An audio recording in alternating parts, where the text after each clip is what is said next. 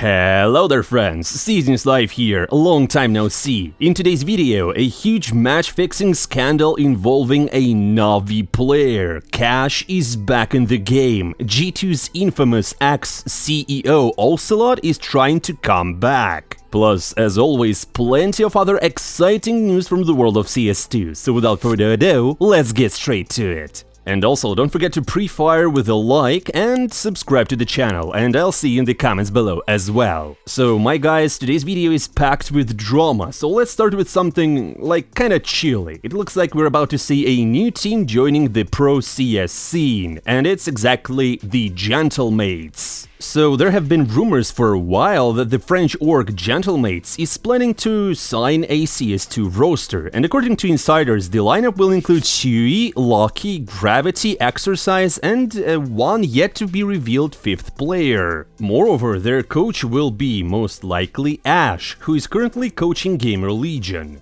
And as you know, this guy helped multiple players to reach the tier 1 player. Hopefully this roster comes together, because it sounds a little bit hypey. I remind you also that somewhere before the Shanghai Major, Gentlemates wanted to sign 3D Max and its core, because they had something with their contracts, or they didn't want to play with 3D Max. That deal didn't go through. Anyways, let's see if Gentlemates can enter the CS scene in style. And since we're already talking about 3D Max, we can't skip over the controversy they recently got themselves into. The org decided to sign a sponsorship deal with CSGO Empire, a site infamous for its rebellion at PGL Major Copenhagen 24 and some questionable statements from its owner, and, well, they obviously have bad PR, apart from that they are a roulette site. And you know that it's no secret that 3D Max have been struggling financially and they need sponsors more than ever. But partnering with CSGO Empire turned out to be a risky move, leading to a massive backlash from the community. To put an end to the drama, 3D Max terminated the deal the very next day under community pressure. In their official statement, they promised to announce a new sponsor soon, and even called themselves the best French team. Personally, I think that they did the right thing. Screw these roulette guys, really. But, well, there's one team that doesn't have to worry about reputational risks, or do they?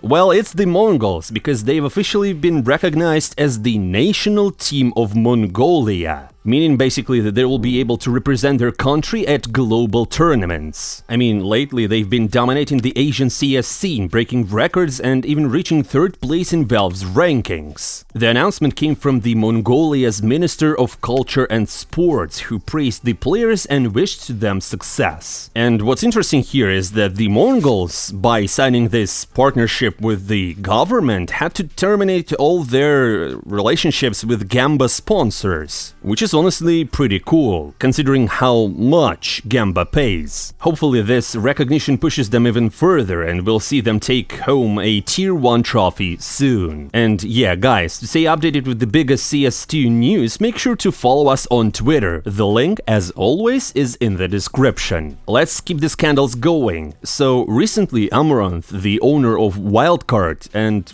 well, you know her, right? So she was basically attacked right outside her home, and the whole situation was kinda dire, to be honest. So according to Amouranth, 3 unknown individuals attempted to assault her and she managed to shoot one of them, but not before getting hit in the head with a gun handle. She believes the attackers were after access to her crypto wallets. So a struggle broke out, but the assailants fled once Amouranth pulled out her weapon. She's now safe, but the details remain scarce, as the case is still under investigation. It's honestly unclear how the situation will unfold, but hopefully she's recovering well after the attack. I just honestly really hope that this whole thing is not like directed to create some hype. Ocelote is making a comeback. The former scandalous G2 CEO Ocelote is planning to return to Esports, and he's out to clear his name. On Twitter, he launched a poll asking if he should sue Riot and other companies that led to his departure from G2. The majority of his followers voted in favor, obviously. To recap, Ocelote stepped down after celebrating G2's qualification for the Worlds in League of Legends while hanging out with Andrew Tate, who was involved in, let's say, multiple controversies, including some trafficking and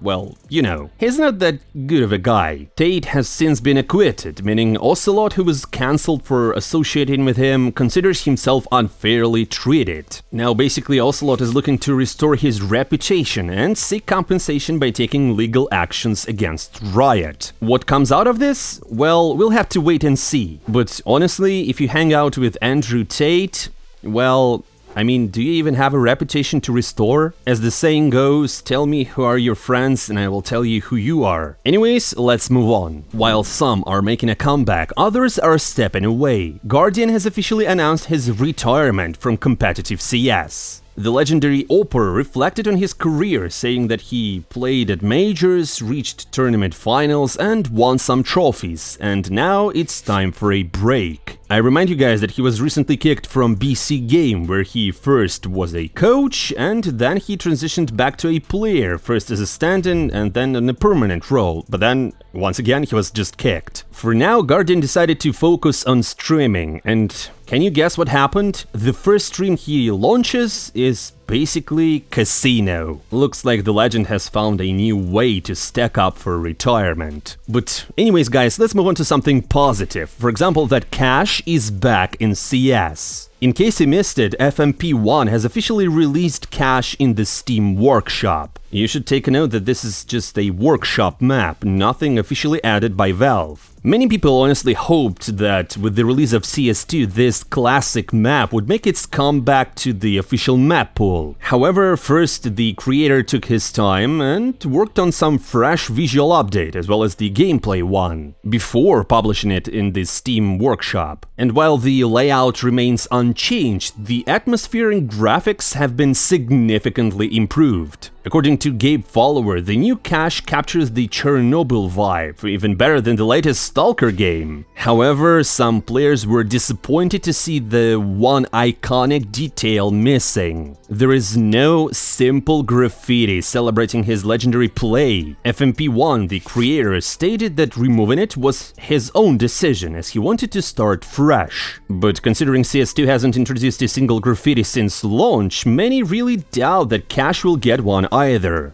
Pro players were also asked which map they would swap out for Cash, and out of 13 surveyed players, 8 voted to remove Inferno, making it basically the top choice, followed by Ancient. But I honestly don't understand what's the deal here, just kick out Mirage and Dust too, it's as easy as it could be. Meanwhile, also rumors have been circulating about Overpass potentially returning, which raises speculation that Valve might introduce seasonal map rotations, similar to Valorant. That is, if they actually start updating the game more frequently, obviously. Considering this theory, I don't really believe in it, because, you know, Valve, they do things really slow, and they promised to introduce Train to Austin Major, and that's really cool, we will see it, nice, my favorite map, but I really doubt they will swap anything out. At least not until late summer. But honestly, that's just my opinion. Guys, don't forget to share yours in the comments below. That really helps us to develop as a channel. Thank you. And drop a like and hit the notification bell and follow the channel, you know. Now let's move on. Now back to scandals, because there's one including a NaVi player and matchfixing. This is one of the biggest stories in CS2 right now. A matchfixing ban for Ganginio, who decided to spill some serious tea on pro players after getting banned. So first, the ban itself. ESIC, our favorite and truly hardworking organization, has hit Ganginio with a ban after being tipped off by an admin from a Ukrainian CS community. The twist here is that Ganginio had a personal conflict with this admin and even threatened to sue him. But as it turns out, the match-fixing accusations weren't baseless, and ESIC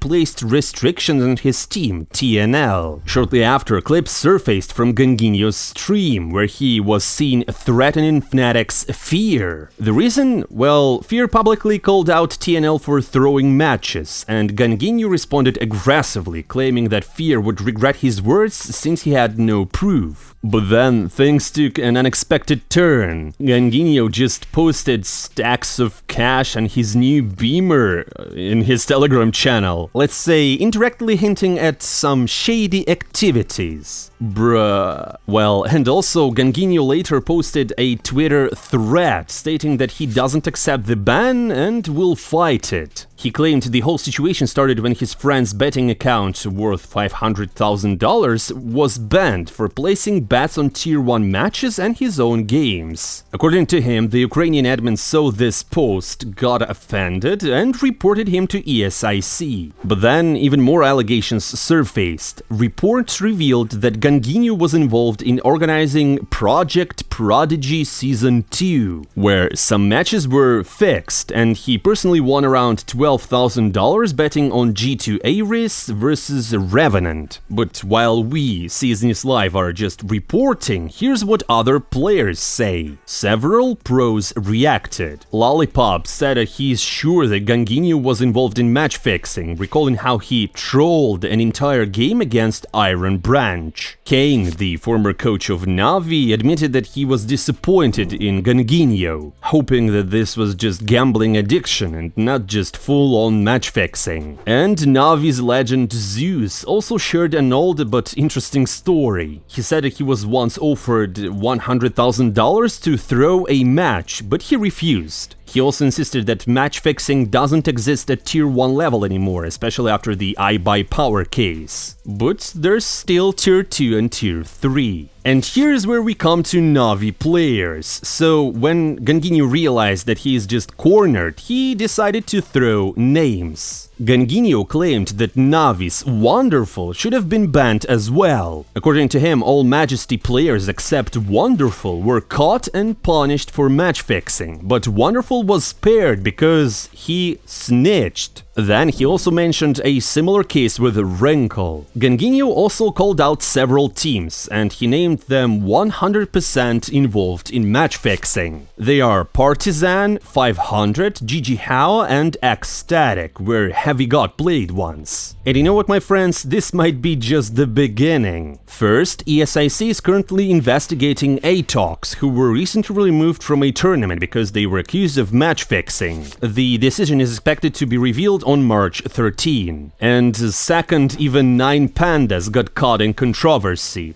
So they basically tried to sneak in Gokushima, who is already banned by SIC for match fixing, basically because they were lacking players for PGL qualifiers, but well, PGL are not that dumb, and they found out about it and publicly shot 9 pandas down, which honestly was kinda hilarious. And my friends, it looks like we're in for a wave of bans in the near future, which is honestly great, but I hope that the bans are justified. And that's it for today. Thank you for watching. Don't forget to subscribe, leave a like and drop a comment below. And to stay on top of the latest CS2 news, make sure to hit the notification bell. And remember, never throw matches. Karma exists, you know? Thank you once again, my friends, and I'm not saying goodbye for a long time.